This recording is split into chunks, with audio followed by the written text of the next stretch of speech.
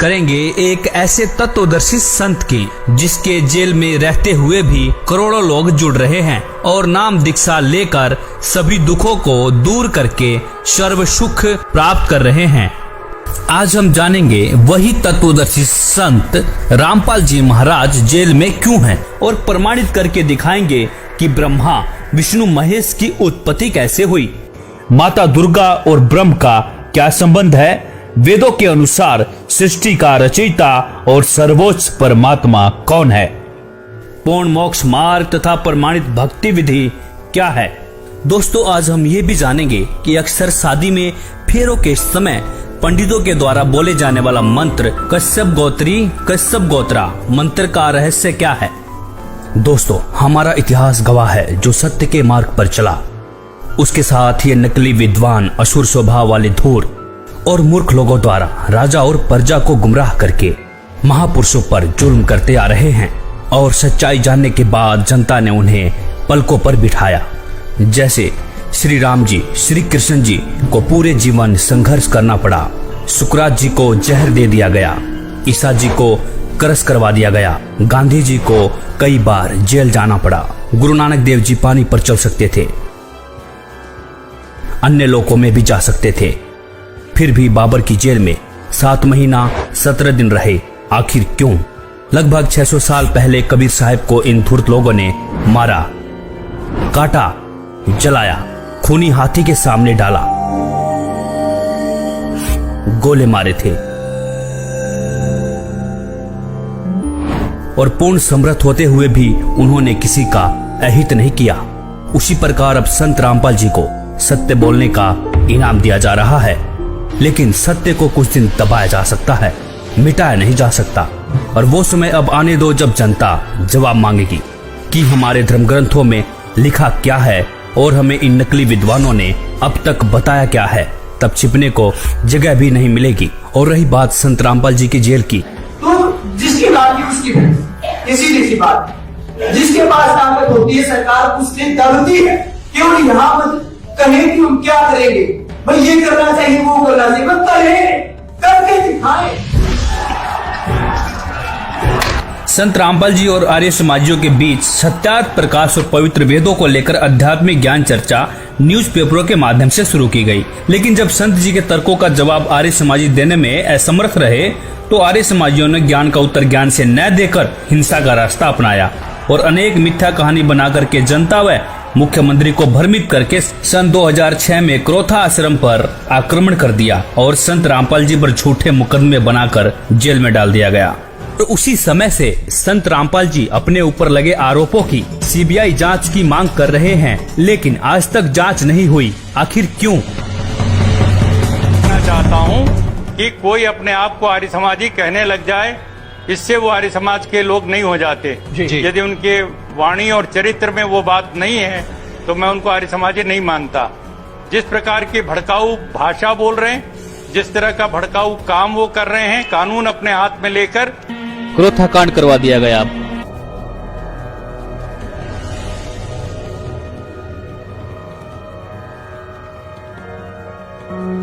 बरवाला कांड करवा दिया गया। फिर संत रामपाल जी 2008 में बाहर आए, प्रचार प्रसार शुरू किया, बहुत तेजी से श्रद्धालु जुड़ने लगे। संत जी का बढ़ता बोलबाला देखकर फिर से संत रामपाल जी को सन 2014 में षड्यंत्र के तहत जमानत कैंसिल करवा के जेल में डाल दिया गया।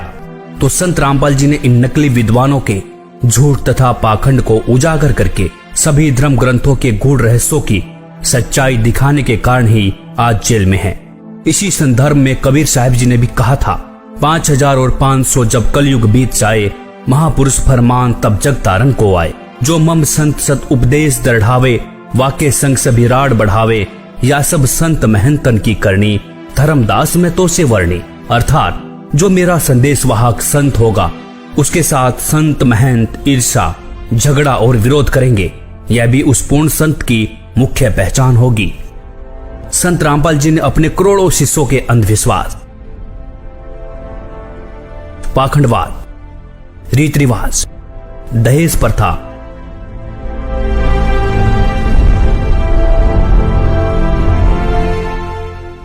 नशाखोरी, मांसाहार, आन उपासना तथा जाति धर्म आदि सामाजिक बुराइयों को पूर्ण रूप से समाप्त कर दिया है।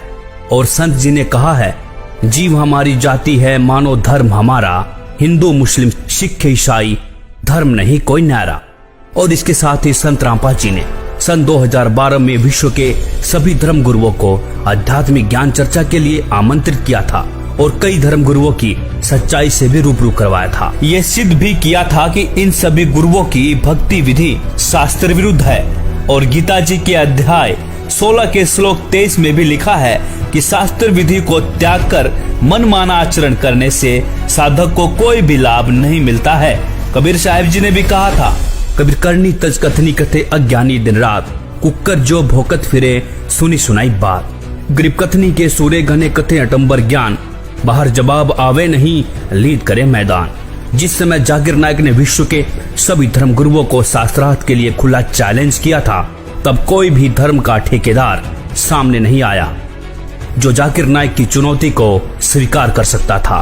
तब संत रामपाल जी ने ही डॉक्टर जाकिर नायक की खुली चुनौती को स्वीकार करके 10 पॉइंटों पर झूठा सिद्ध करने की खुली चुनौती दी थी। अब हम आपको दिखाते हैं डॉक्टर जाकिर नायक की खुली चुनौती, देखिए वीडियो के माध्यम से। भारत के सभी राजनेताओं, स्वामियों, धर्मगुरुओं और शंकराचार्यों को मुसलमान धर्म के प्रवक्ता डॉक्टर जाकिर नायक की खुली चुनौती। ये चैलेंज है, कोई भी शख्स हिंदुस्तान में हो, मिनिस्टर हों दो, कोई भी स्वामी हों दो, कोई भी शंकराचार्य हों दो, इंशाल्लाह मैं तालिबे इल्म हूँ इस्लाम और दीगर मज़हब का। मैं तस्लीम करता हूँ कि डिबेट होना चाहिए, मैं उनसे डिस्कशन करता हूँ। अगर मुझे गलत साबित करो, मैं बदलने को तैयार हूँ। ये मुसलमान की जबान है, हम जब जबान देते हैं उसका पालन करते हैं। संत रामपाल जी महाराज ने स्वीकार की मुस्लिम धर्म प्रवक्ता डॉक्टर जाकिर नायक की चुनौती। डॉक्टर जाकिर नायक के इस चैलेंज को स्वीकार करता हूँ, लेकिन अपने उस वायदे को याद रखना जिसमें कहा है कि जो मुझे झूठा सिद्ध कर देगा, गलत सिद्ध कर देगा, मैं अपने आप को बदल लूँगा। चैलेंज आपको 10 पॉइंटों पर झूठा कर दूंगा सिद्ध, और कभी भी आकर के वो आध्यात्मिक ज्ञान चर्चा कर सकते हैं। और वो डॉक्टर जाकिर नायक अब तक संत जी के सामने नहीं आया। अब परमात्मा ने आके विकल्प बताया, वो हमने सुना नहीं, क्योंकि नकलियों ने सुनने नहीं दिया। नकली गुरुओं ने जो आज भी पंजे अड़ाना चाहते हैं, लेकिन अब इनके पंजे उखड़ जाएंगे, अब नहीं टेक पाएंगे, क्योंकि जनता शिक्षित है कि और ज्ञान सब ज्ञान डी, कबीर ज्ञान सो ज्ञान, और जैसे घोड़ा तोब कायम करता चले मैदान। और जो लोग कहते हैं कि संत रामपाल जी हिंदू विरोधी हैं, उन्हीं संत रामपाल जी ने ही इन धर्म के ठेकेदारों की लाज बचाई थी और यह सिद्ध किया कि सभी देवी देवता अपनी अपनी शक्ति के आधार पर स्वामी हैं, प्रभु हैं, भगवान हैं, साहब हैं। जैसे हमारे देश में MP, मंत्री, मुख्यमंत्री, प्रधानमंत्री, राष्ट्रपति हैं। अब मंत्री या मुख्यमंत्री को कोई राष्ट्रपति कहे, वो व्यक्ति महामूर्ख है, और ज्ञानी और अज्ञानी में यही अंतर है। दोस्तों, वास्तविकता ये है, संत रामपाल जी हिंदू विरोधी नहीं हैं। संत रामपाल जी तो धर्म ग्रंथों की वास्तविक सच्चाई दिखाकर शास्त्र अनुसार साधना सच्चे मंत्रों के आधार पर बताते हैं, और श्री ब्रह्मा जी, विष्णु जी, महेश जी, गणेश जी, दुर्गा जी ब्रह्म, परब्रह्म और पूर्ण ब्रह्म की प्रमाणित भक्ति विधि से साधना कराते हैं। शास्त्र अनुकूल साधना होने से साधक को सर्व सुख प्राप्त होते हैं, और इस भक्ति विधि से लाखों भक्तों को कैंसर, एड्स जैसी बीमारियों से जीवन दान मिल चुका है, और साधक इस विधि से पूर्ण मोक्ष का अधिकारी हो जाता है। अब हम प्रमाणित करके दिखाएंगे कि ब्रह्मा, विष्णु, महेश की उत्पत्ति कैसे हुई, माता दुर्गा और ब्रह्म का क्या संबंध है, और सर्वोच्च परमात्मा कौन है, पूर्ण मोक्ष मार्ग और प्रमाणित भक्ति विधि क्या है। प्रकाशित केवल हिंदी वाली में ब्रह्मा जी बता रहे हैं अपने पुत्र नारद को, ये संस्कृत शिवपुराण पृष्ठ 98 पे है।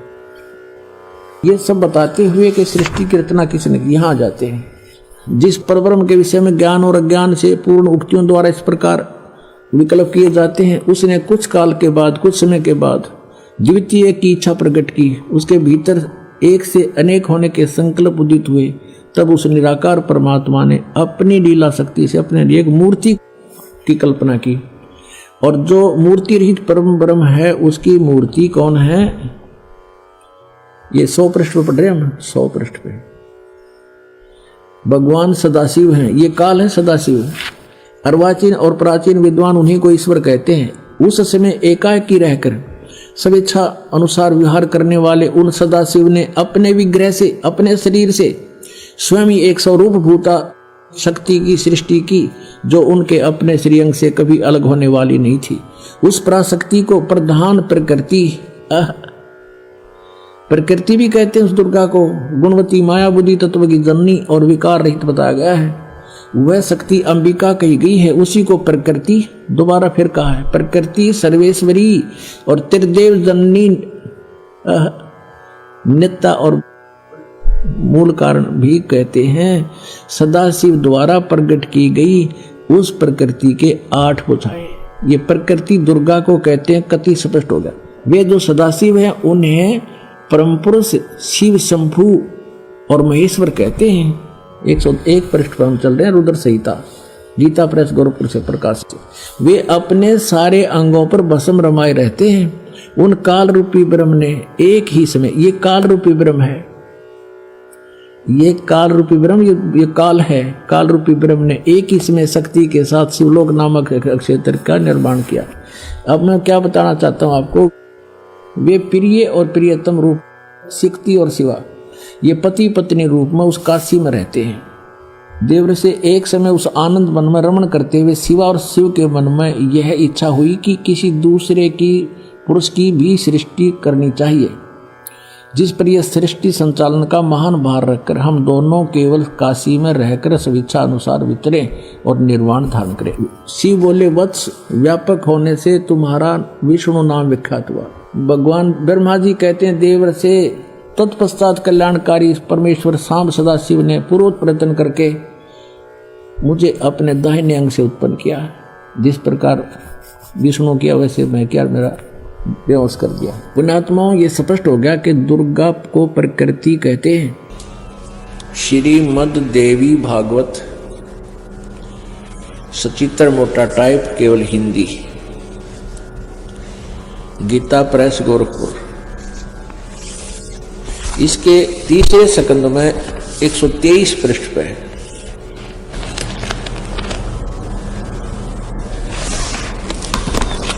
ये है संक्षिप्त देवी भागवत तीसरा स्कंद, पृष्ठ 123 पृष्ठ। यहां से शुरू करते हैं। भगवान विष्णु जी अपनी माता दुर्गा की महिमा करता है और कहता, तुम शुद्ध स्वरूपा हो, यह सारा संसार तुम्ही से उद्भासित हो रहा है। मैं ब्रह्मा और शंकर हम सभी तुम्हारी कृपा से विद्यमान हैं। हमारा आविर्भाव बिन जन्म, तिरोभाव बिन मृत्यु हुआ करता है। हमारा तो जन्म और मृत्यु, आविर्भाव और तिरोभाव होता है, अर्थात हम अविनाशी नहीं हैं। केवल तुम ही नित्य हो, तुम ही अविनाशी हो, जगत जननी हो, प्रकृति और सनातनी देवी हो। ये प्रकृति भी दुर्गा को ही कहते हैं। अब यहां देखिएगा, भगवान शंकर बोले, देवी यदि महाभाग विष्णु तुम्ही से उत्पन्न हुए हैं, प्रकट हुए हैं, तो उनके बाद उत्पन्न होने वाले ब्रह्मा भी तुम्हारे ही बालक हुए। फिर मैं तमोगनी लीला करने वाला शंकर क्या तुम्हारी संतान नहीं हुआ? अर्थात मुझे भी उत्पन्न करने वाली तुम ही हो। शिवे, संपूर्ण संसार की सृष्टि करने में तुम बड़ी चतुर हो। इस संसार की सृष्टि, स्थिति और संहार में तुम्हारे गुण सदा समर्थ हैं। उन्हीं तीनों गुणों से उत्पन्न हम ब्रह्मा, विष्णु एवं शंकर, यानी रजगुण ब्रह्मा, सतगुण विष्णु, तमगुण शिव जी शंकर नियम अनुसार कार्य में तत्पर रहते हैं। देखिएगा, अब इसके हम फिर आते हैं 7वें स्कंद में, और इसमें स्पष्ट लिखा है, गीता जी अध्याय नंबर 7 के श्लोक नंबर 4-5 में इकट्ठा किया है कि मेरी 2 प्रकार की प्रकृति है। एक तो जड़ प्रकृति, ये जड़ प्रकृति, और इससे दूसरी है वो जीव रूपा, यानी यह प्रकृति दुर्गा है मेरी। और 14वें अध्याय के अपने आत्मा में थोड़ा कंसेप्ट क्लियर हो जाए, क्योंकि बार बार नहीं मिलता ये समय जो आज रजा बख्शी भगवान ने। 3, 4, 5 में ही देखिएगा। अध्याय नंबर 14 श्रीमद् भगवत गीता, और यहां देखिएगा 3रा श्लोक। हे अर्जुन, मेरी महत ब्रह्म रूप मूल प्रकृति संपूर्ण भूतों की यानी प्राणियों की योनि है, अर्थात गर्भाधान स्थान है, और मैं सबका पिता हूं। मैं उस योनि में गर्भ को स्थापन करता हूं, गर्भम दधामी। उसके संयोग से इन्होंने कुछ अपना बना रखा है। सब भूतों की उत्पत्ति यानी प्राणियों की उत्पत्ति होती है। 4 में क्या कहा है? हे अर्जुन, नाना प्रकार की शरीरों में योनियों में जितने भी मूर्तियां अर्थात शरीरधारी प्राणी उत्पन्न होते हैं, प्रकृति तो उन सब की माता है, गर्भ धारण करने वाली माता, और मैं बीज स्थापन करने वाला पिता हूं। 5 में क्या कहा है? हे अर्जुन, सतगुण रजगुण और तमगुण ये प्रकृति से उत्पन्न, दुर्गा से उत्पन्न, प्रकृति संभवा, रजगुण ब्रह्मा, सतगुण विष्णु, तमगुण शिव जी, दुर्गा से उत्पन्न तीनों गुण अविनाशी जीव आत्मा को शरीर में बांधते हैं। ये कहेंगे तो ये रोक रहे हैं तीनों, ब्रह्मा विष्णु महेश कर्मानुसार, और परमात्मा कहते नहीं, ये 5 मिलकर प्रपंच बना रखा है, हमारी बात को समझ लेना, इनकी बातों में मत आना। अब परमात्मा कहते हैं कि इन 5 ने मिलकर ब्रह्मा विष्णु महेश माया दुर्गा और ये काल कहिए, इन 5 ने मिलकर ये प्रपंच बना रखा है। वाणी हमारी लइए, हमारे ज्ञान को गहराई से समझना। अब देखते हैं वेदों के अनुसार सृष्टि की रचना और माता दुर्गा अष्टंगी व ज्योति निरंजन ब्रह्म की उत्पत्ति किसने की? अथर्ववेद भाषा भाष्य, भाष्यकार है 3 ने, ये जय प्रदजे विद्वानस्य बंधु विश्वा देवानाम जनीमा विभक्ति ब्रह्मे ब्रह्मणे उद्भारे मध्यात नीचे ऊंचे सवधा अभी प्रतस्थो। सर्वप्रथम देवताओं व ब्रह्मांडों की उत्पत्ति के ज्ञान को जिज्ञासु भगत का, विद्वानस्य जो बंधु यानी वास्तविक साथी अर्थात पूर्ण परमात्मा है, अपने निज सेवक को, अपने जनीमा अपने द्वारा सर्जन किए हुए को विभक्ति स्वयं ही ठीक ठीक विस्तार पूर्वक बताता है। अपने द्वारा रची सृष्टि को वो स्वयं ही बताता है कि ब्रह्म ने यानी पूर्ण परमात्मा ने मध्यात अपने मध्य से अर्थात सबद शक्ति से ब्रह्म है माने ब्रह्म क्षर पुरुष अर्थात काल को उद्भार माने उत्पन्न करके विश्व सारे संसार को अर्थात सब लोगों को ऊंचे ऊपर सतलोक आदि और नीचे परब्रह्म व ब्रह्म के सर्व ब्रह्मांड सबधा अपनी धारण करने वाली अभी आकर्षण शक्ति से परतस्थौ दोनों को अच्छी प्रकार स्थापित किया। कति कंसेप्ट क्लियर। उस परमात्मा ने सबसे पहले अपने वहां एक शक्ति उत्पन्न की, उस से सब ब्रह्मांडों को ठहराया और फिर उस परमात्मा पूर्ण परमात्मा आप ही आकर अपने निज साथी को विशेष भगत को बताता है। वो अपने द्वारा रची हुई सृष्टि को स्वयं ही ठीक ठीक वर्णन करता है कि पूर्ण परमात्मा ने अपने मध्य से मध्यात अपने अंदर से अपनी सबद शक्ति से इस ब्रह्म काल की उत्पत्ति की। 5वें में लिखा है कि उसी मूल मालिक से अभी अग्रम सर्वप्रथम स्थान पर आष्ट्रय अष्टंगी अर्थात दुर्गा प्रकृति देवी जनु से माने उत्पन्न हुई। सैबुद्धिन्यात आष्ट्रय जनु से, आष्ट्रय माने अष्टंगी 8 भुजा वाली दुर्गा की उत्पत्ति हुई। आष्ट्रय माने अष्टंगी माया दुर्गा अर्थात प्रकृति देवी की उत्पन्न हुई, क्योंकि नीचे के परब्रह्म और ब्रह्म के लोकों का प्रथम स्थान सतलोक है। यह तीसरा धाम भी कहलाता है। तस्य इस दुर्गा का भी मालिक यानी उसका भी पिता सम्राट राजाधिराज बृहस्पति सबसे बड़ा पति यानी परमेश्वर वह जगत गुरु देवता परमेश्वर है। इसका भी पिता यानी मालिक, इस दुर्गा का भी मालिक वो परमात्मा ही है, जिससे सबका वियोग हुआ है। जो सबसे विमुख होकर आए हैं, वहां से बिछड़े हैं। अतः इसके बाद ज्योतिष माने ज्योत निरंजन अर्थात काल के, शुक्र माने बीज शक्ति से, जनिष्ठ दुर्गा के उदर से उत्पन्न होकर विप्रा भक्त आत्माएं, अलग से धूमंतु, धूमंत माने मनुष्य लोक और स्वर्ग लोक में ज्योति निरंजन के आदेश से दुर्गा ने कहा वसंतु, यानी स्वर्गलोक और पृथ्वीलोक पर निवास करो, निवास करने लगी। कति स्पष्ट कर रखा है। अब 7वें में कमाल किया कि वो कौन है, वो परमात्मा जो देव बंधु है, सबका साथी है, जिसने उस ऊपर के लोक रचे, नीचे के लोक रचे, दुर्गा की उत्पत्ति की, काल ज्योति निरंजन की उत्पत्ति की। वो है कौन? इस 7वें मंत्र में स्पष्ट कर दिया। वो कबीर देव है।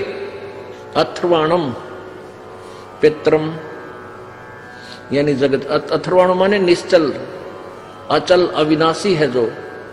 पित्रम माने सबका पिता, देव बंधु, सभी पुण्यात्माओं का साथी। बृहस्पतिम जो सबसे बड़ा भगवान। नमसा यानी जो विधिवत साधना करने वाले को सुरक्षा के साथ।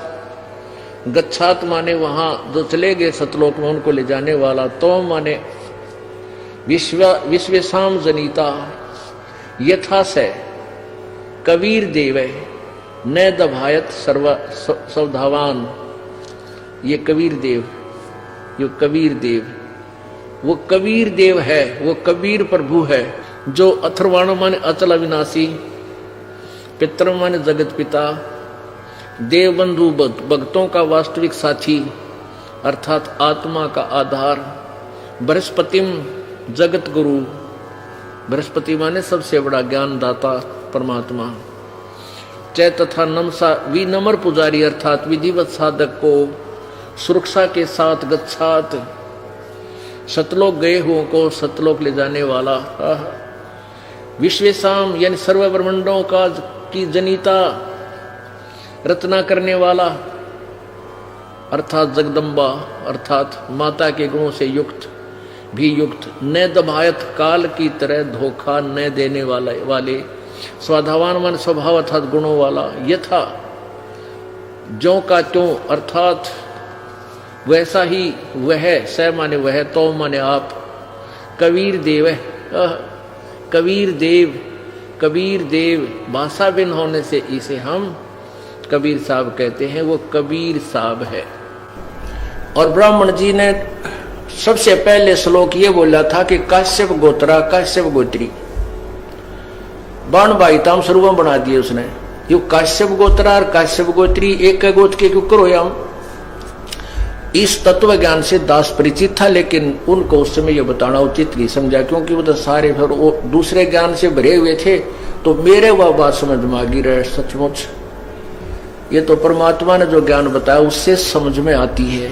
परमात्मा कहते हैं काश्यप गोत्रा काश्यप गोत्री पंडित शाखा लाया, और कोई तत्वेता ज्ञानी जाना यो बाण ब्याह घर लाया। कोई तत्वदर्शी संत ही जानता है कि बाण को ब्याह के घर लाया था। और इस आप किसी भी फेरे हम देख लियो, सबसे पहले ये पंडित ने बोलेंगे काश्यप गोत्रा काश्यप गोत्री, फिर और उठ पटांग बिराना के बोलिया करें। तो पहला श्लोक है इनका। अब परमात्मा की ये आगे जो लाइन है, पंक्तियां हैं, अब समझ में आएंगे आपके। क्या बताते हैं? माँ अष्टंगी पिता निरंजन, ये जम दारुण वंशन अंजन। पहले कीन निरंजन राई, ही पीछे से माया उपजाई। पहले ज्योति निरंजन को अंडे से उत्पन्न किया और पीछे दुर्गा का शरीर बनाया परमात्मा ने अपनी शब्द शक्ति से। और फिर दुर्गा के रूप को देख करके, सुंदरता को देख कर ये काल उसके ऊपर वशीभूत हो गया। ये 3 पुत्र उत्पन्न किए। क्या कहते हैं? ज्ञान बोध और बोध सागर में पृष्ठ नंबर 21 पर, धर्मदास ये जग बोराना, कोई ना जाने पद निर्वाणा। यही कारण मैं कथा पसारा, जग से कही एक राम नहीं आ रहा। ये राम है यहाँ पर। अब मैं तुमसे कहूं चिताई तेरे देवन की उत्पत्ति भाई। ज्ञानी सुने सो हृदय लगाई, मूर्ख सुने तो गम नहीं पाई। मां अष्टंगी पिता निरंजन, और ये जम दारुण वंशन अंदन। पहले कीन निरंजन राई, पीछे से माया उपजाई। कामदेव धर्मराय सताए, देवी को तुरंत रखाए। पेट से देवी करी पुकारा, हे साहेब मेरा पुकारी, हे साहेब मेरा करो बारी। धर्मराय को हिकमत कीना, नख रेखा से भग कर लीना। दुर्गा के स्त्री इंद्री नहीं थी, इसने अपने नाखूनों से बनाया। धर्मराय करे भोग विलासा, माया को रही तबासा। 3 पुत्र अष्टंगी जाए, और ब्रह्मा विष्णु शिव नाम धराए। 3 देव विस्तार चलाए, इनमें ये जगदोखा खाए। पुरुष गम कैसे कोई पावे, काल निरंजन जग भरमावे। परमात्मा को कैसे जाने, काल सबको भ्रमित किए हुए है। 3 लोग अपने सुत जिन्हा, सुन निरंजन बादशाह लीना। अलख निरंजन सुन ठिकाना, ब्रह्मा विष्णु शिव भेद नहीं जाना। 3 देव सो उसको झावा, निरंजन का वो पार नहीं पावे। ये ब्रह्मा विष्णु महेश की भी इस निरंजन की पूजा करने लगे हैं, इसका भी ये पार नहीं पा सके। अलख निरंजन ये काल बड़ा बंटवारा, 3 लोक के जीव कीन आहारा। ब्रह्मा विष्णु शिव नहीं बचाए, सकल खाए पुन धूर उड़ाए। और इस काल के 3 के सुत हैं तीनों देवा, 3 माने उनके दुर्गा, और इस काल के पुत्र हैं तीनों देवता ब्रह्मा विष्णु महेश। और अंदर जीव करते हैं सेवा, अंधे लोग इन्हीं की पूजा करते हैं, ब्रह्मा विष्णु महेश की। तीनों देव और अवतारा, ताको भजे सकल संसारा। 3 गुणों का ये विस्तारा, धर्मदास में कहो पुकारा। गुण तीनों की भक्ति में, ये भूल पड़ो संसार। कह कबीर निज नाम बिना, कैसे उतरे पार। अब ये सभी सदग्रंथ आदरणीय हैं, और इन्हीं सब सदग्रंथों में ये विद्यमान है कि ब्रह्मा विष्णु महेश के माता पिता ये काल और दुर्गा है। आइए अब जानते हैं पूर्ण मोक्ष मार्ग और शास्त्र अनुकूल साधना क्या है।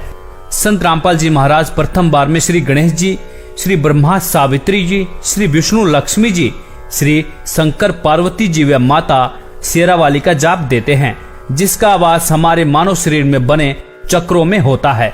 मूलाधार चक्र में श्री गणेश जी का वास, स्वाद चक्र में ब्रह्मा सावित्री जी का वास, नाभि चक्र में लक्ष्मी विष्णु जी का वास, हृदय चक्र में शंकर पार्वती जी का वास, कंठ चक्र में शेरावाली माता का वास, और इन सब देवी देवताओं के आदि अनादि नाम मंत्र होते हैं, जिसका वर्तमान में गुरुओं को ज्ञान नहीं है।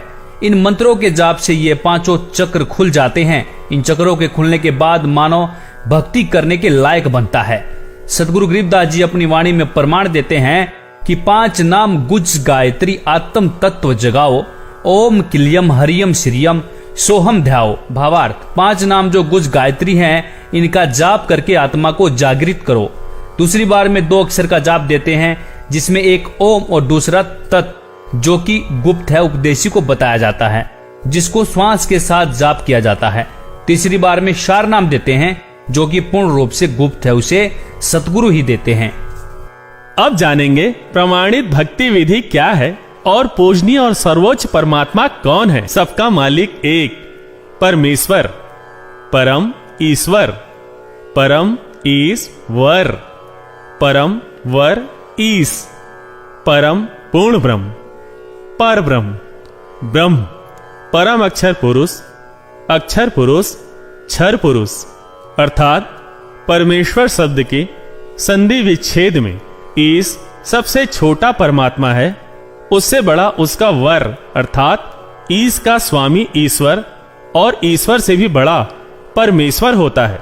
अर्थात परमेश्वर शब्द से 3 परमात्माओं का बोध होता है, जैसे ईश और ईश्वर, परमेश्वर, ब्रह्म, पर ब्रह्म, पूर्ण ब्रह्म, जिसे पार ब्रह्म भी कहते हैं, क्षर पुरुष, अक्षर पुरुष, परम अक्षर पुरुष।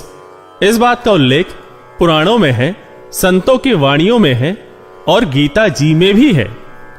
ओम तत्सत गीता अध्याय 17 के श्लोक 23 में ऐन सीन काफ कुरान शरीफ सूरा 42 आयत 1 में नाम मंत्र का संकेत है। परमात्मा की वाणी है कि कबीर कोटि नाम संसार में, इनसे मुक्ति न होए, सार नाम मुक्ति का दाता, वाके जाने न कोई। संतों की वाणियों में सतनाम सार नाम का जिक्र है। वह यही 3 मंत्रों का मेल है। इस सांकेतिक मंत्र को पूर्ण रूप से जानने के लिए तत्वदर्शी संत बाखबर की खोज करनी चाहिए।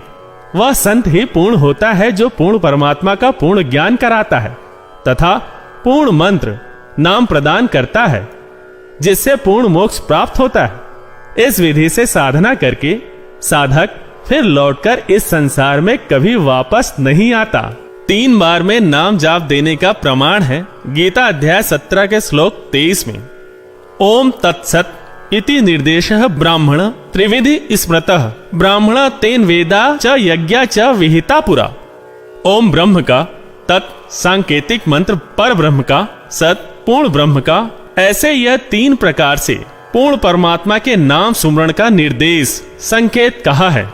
और सृष्टि के अनादि काल में विद्वानों ने बताया कि उसी पूर्ण परमात्मा ने वेद तथा यज्ञादि रचे। संख्या नंबर 822 सामवेद उत्तार्चिक अध्याय 3 खंड 5 श्लोक नंबर 8 का भाषा भाष्य है। मनीषी भी पवते पूर्य कबीर निर्भीयतः परिकोशान अशिष्यदत् त्रितस्य नाम जनयन्न मधु चरणीन्द्रस्य वायुम संख्याय वर्धयन।